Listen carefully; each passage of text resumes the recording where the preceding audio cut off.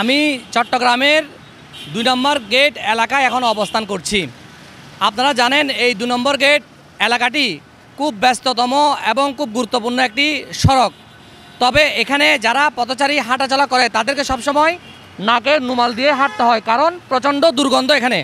আমি কিন্তু দুর্গন্ধের কারণে দাঁড়াতে পারছি না, এখানে রুমাল ছাড়া কিন্তু হাঁটা কিন্তু একেবারে যাবে না। চট্টগ্রামের বিভিন্ন স্থানে আমরা দেখতে পাই ডাস্টবিনে ভরপুর, অপরিচ্ছন্ন এবং নোংরা পরিবেশে পুরো চট্টগ্রামের পরিবেশ খুব বেশি বিপর্যস্ত।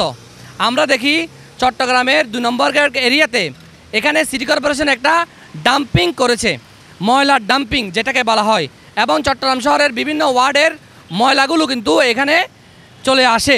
এই ময়লাগুলির কারণে এখানে মানুষের মধ্যে একটা অসহ্য পরিমাণ অবস্থা কিন্তু বিরাজ করে। তো এই ময়লাগুলো এখানে যে ফেলেছে, যে কারণে এখানে পুরো পরিবেশটা অস্বাস্থ্যকর পরিবেশ সৃষ্টি হয়েছে, এবং অস্বাস্থ্যকর পরিবেশ সৃষ্টি হওয়ার কারণে যারা পথচারী আছে এবং যারা এখান দিয়ে চলাফেরা করে তাদের মধ্যে একটি নাবিশ্বাসের মতো অবস্থা আমরা দেখতে পাই।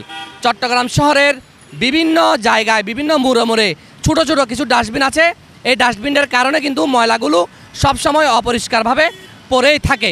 তো দর্শক, আমরা আসলে এখানের যে কি পরিবেশ আমরা সেটি আপনাদেরকে একটু জানাতে চেষ্টা করছি। এই সমস্ত ময়লা আবর্জনা যদি এখানে পড়ে থাকে তাহলে মানুষের মধ্যে একটি অসহ্য এবং বিড়ম্বনা সৃষ্টি হতে পারে। আমরা একজনের সাথে আসলে কথা বলে একটু দেখি কি অবস্থা, এখানে পরিবেশটা কেমন বলে আপনার মনে হয়? এখানে কি দুর্গন্ধ আসে? দুর্গন্ধ আসে, মানুষের চলাফেরা করতে কষ্ট হয়, এত কষ্ট হয়, হাঁটতে পারে না, দুর্গন্ধ বেশি আসে। যদি গোয়াটা করে দেয় ওদের জন্য সুবিধা বেশি হবে। তো দর্শক, চট্টগ্রামের বিভিন্ন জায়গায় আমরা দেখেছি বিভিন্ন মোড়ে এই ছোটো ছোটো কিছু ডাস্টবিন আছে। ডাস্টবিনের ময়লাগুলো রাস্তার মাঝখানে গিয়ে পড়ে, এবং রাস্তার মাঝখানে গিয়ে যখন পথচারীরা হাঁটে তখন তাদের পায়ে লাগে, অনেক সময় কাপড়ে লাগে, অনেক সময় জুতো নষ্ট হয়ে যায় এবং অস্বাস্থ্যকর পরিবেশ কিন্তু সৃষ্টি হয়। তো আমরা আজকের এই ভিডিওর মাধ্যমে জানাতে চাই চট্টগ্রামের একটি গুরুত্বপূর্ণ স্থানে ২ নম্বর গেট এরিয়াতে এরকম একটা ডাস্টবিন বা এরকম একটা ডাম্পিং এরিয়া করার কি দরকারটা ছিল। এই ডাস্টবিনটি বা এরকম ডাম্পিংটি পুরো এলাকার অস্বাস্থ্যকর পরিবেশ সৃষ্টি হয়েছে, এবং এই রুটটি একটি মহাসড়ক। এই রুট দিয়ে কক্সবাজার, চকরিয়া, সাতকানিয়া, চট্টগ্রামের বিভিন্ন জায়গায় কিন্তু মানুষ যাতায়াত করে।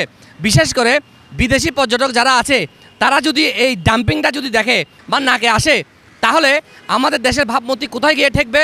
তাই আমরা মনে করি এই এলাকার যে ডাম্পিং রয়েছে সেই ডাম্পিংটি যাতে সহসায় সরিয়ে অন্যত্র জায়গায় নিয়ে যায়, যাতে মানুষ এখানে সুবাতাস পায়, গন্ধমুক্ত হোক, ময়লা আবর্জনা মুক্ত হোক, শহরটি পরিষ্কার পরিচ্ছন্ন থাকুক, সবাই চায়।